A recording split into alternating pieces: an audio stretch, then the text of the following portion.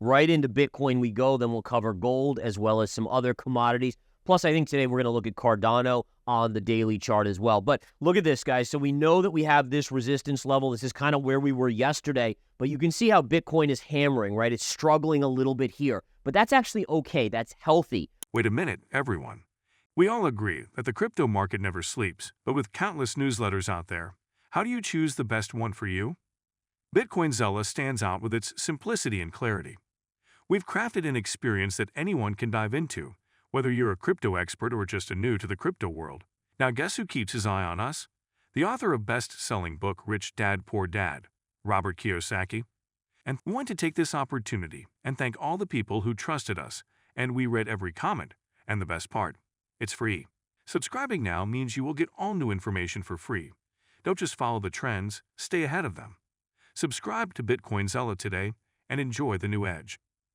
Let's join Gareth in this video about Bitcoin, Ethereum, and more. It's building ideally, and this I drew before. I said, is it going to do this and then break out? Right now, you would say yes. Now, could that change? It could change, but right now, the pattern is the pattern, and you go with the pattern. And so far, again, this chart is into minor resistance here, but it is still in control by the bulls. So what would make the bears take over control? I already showed you guys this the last few days, but any daily close in this zone below this downsloping channel would give, basically, it would be a break of the bullish pattern, which would then give the bears control for a potential move down here. But right now, again, bullish pattern, beautiful channel breakout, consolidation, move up, now trying to break this level, which would send it to 74,000. All right, next up, we go to Cardano. As I promised, Cardano's actually having a good little pop today. I'm impressed. Is it breaking out? The answer is not yet, but we still want to keep our eyes on it. So we have a very clear, this is what would be referred to in all fairness as a bearish flag pattern, right? We have our flagpole and all this chop in here, but that doesn't mean bear patterns can't fail, right? So for it to fail, see this pivot top to pivot top, you need to see price of Cardano get above that level, which is approximately 50 cents. If it can get through that, then you start to see the momentum come in and go to the upside. But you can't assume that yet. Remember, folks, the charts are in charge. I'm not in charge. You're not in charge. No one's in charge here. And right now it is below, so it's just continuing its sideways chop. And until proven otherwise, we just assume it keeps doing that on the charts. All right, so breakdown would be below here. Breakout would be above there. Anything in here is honestly just choppy, even though today's move on Cardano is pretty solid. Next up, let's take a look at gold. Now, gold was really interesting. Going into the jobs report this morning, gold was already dumping out. And I even hypothesized, I said, wow, does someone know something in the commodity realm that basically is telling something? Because yesterday we got this close here. We can draw this line and this line here. What kind of flag pattern is that? That's bearish. We did close above it, but it didn't recapture this upsloping line, so you wouldn't classify it as bullish. And I was very suspect of it yesterday.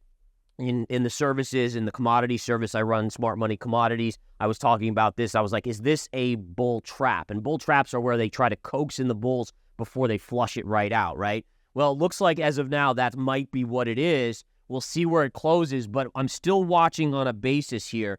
This lower trend line right here, guys, right here, that is my line to watch. A daily close below this, and I think we ultimately end up going down here. There will be a level here, though, in all fairness, at around 2280. But right now, if we can close below, that bear flag should begin to play out to the downside. Now, my bias remains mid to long-term huge bull on gold, but the chart's the chart. I mean, this is, again, it doesn't matter what you think if you're bullish or bearish. The chart is the chart, and that if you look at a textbook pattern is bearish right now, and that's a short term. Again, remember, technical analysis like this is made not to tell you where Bitcoin will be or gold will be in a year from now. It's really telling you where it's going to be in a week to a month from now. And that right now would be that move to the downside. BlackRock now holds over 300,000 Bitcoins after $217.7 million in inflows into U.S. Bitcoin ETF, marking 18 consecutive days of gains. IBIT is the largest ETF by AUM, with over 300,000 BTC. Fidelity's FBT nears 200,000 BTC, and Grayscale's GBTC holds 285,650 BTC post-outflows. The varying inflows and outflows highlight BlackRock's dominant market position and the evolving ETF landscape. Tate's bold moves in the crypto space spark debate and highlight his significant influence. Andrew Tate burns over 587 million Solana meme coin tokens, causing a surge in the top G coin price and vowing to crash the Solana network. Tate's actions led to a significant price increase for top G, with the burned tokens valued at $38.77 million. Views on Tate's influence vary, but his actions demonstrate his ability to impact the market. Tate intends similar token burns on Solana, encouraging further engagement from his followers. Tate's bold moves in the crypto space spark debate and highlight his significant influence. This is your S&P 500 pre-market here. So what we see is we see a nice drop on the jobs data. I do want to go over the jobs data right now with you. So basically the number came in extremely hot. We had a number that came in at 272,000 jobs created. Expectations were for only 182,000. So we're talking about a 90,000 job beat on this number. Now, this looks really hot, and most people, and initially the markets are like, holy cow, this is really bad. Now, listen, it's good for the economy, but it's bad if you want rate cuts, right? But there's a little bit, if you do some digging here, it's not as clear-cut and bad as that is for the overall economy. And what I mean by that is, number one, the unemployment rate came in upticking. So unemployment upticked to 4%, so 4.0%. Expectations had been 3.9%. So that kind of mitigates a little bit of this hot number, the fact that unemployment went up. Now, why would unemployment go up? My guess is that more people are entering the workforce. There's probably people that are starting to struggle because of inflation. They maybe had retired early or just said, hey, I have enough money saved, I'm going to take some time off. Inflation is starting to eat up, though, that nest egg, and they're saying, hey, we have to get back into the labor market and start looking for jobs, and that alone can uptick this number even while this number stays strong, right? So that's important to understand. Next, another key data point that also has me thinking like, all right, is this really the big sell-off in the markets that some people might assume? I don't think it is yet, and I'm going to tell you why. Last month, jobs created were 175,000, right? So we'll draw a line there to separate it. They revised this number down to 165,000. So they actually lowered last month's jobs that were created by 10,000. Now, you might say, okay, well, that's not a big drop. It's not. But what this does on a psychological basis to investors is say, wait, if they revise this number down, and how many times have we seen them revise it down? Well, then they'll probably revise this one down, maybe to 225, right? And if you revise it down to 225, it's not that far off of this number. And listen, I don't know if this is going to happen, but I'm using my knowledge of human psychology to connect the dots to what people are going to say. So we can see the S&P getting a small bounce, and really, to be honest, we're not down that much.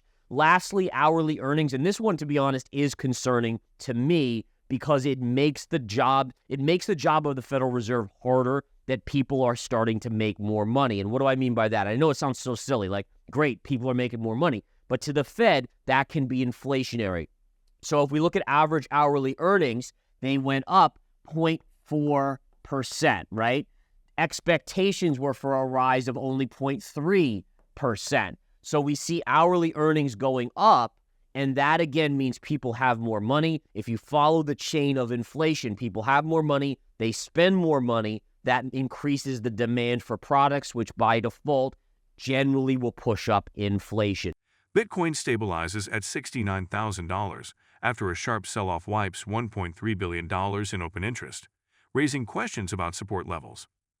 Mixed U.S. employment data and a roaring kitty livestream caused significant price drops in BTC and altcoins.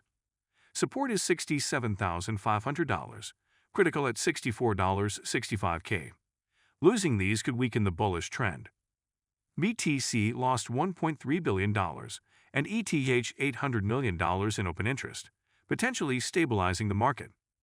Global liquidity trends still support a potential BTC price breakout to new highs. Ethereum co-founder Vitalik Buterin has expressed his dissatisfaction with the current wave of celebrity crypto projects, emphasizing their lack of meaningful societal contributions. He highlighted projects like Stoner Cats, which actually fund real initiatives, as more commendable. Buterin also detailed the criteria that celebrity crypto projects must meet to gain his respect. The European Central Bank announced cuts of 0.25%, or 25 basis points, on 3 of its main interest rates: the main refinancing operations, the marginal lending facility, and the deposit facility. President Christine Lagarde emphasized that future decisions regarding additional cuts will depend on market reactions and evolving data. If you've been with us so far, a big thank you. Don't forget to subscribe for free to Bitcoin Zella for your daily news. The link is waiting below. That's all for today's crypto news. Stick around for more updates, insights, and analysis on cryptocurrencies. Share your thoughts in the comments, like this video, and subscribe for more exciting content.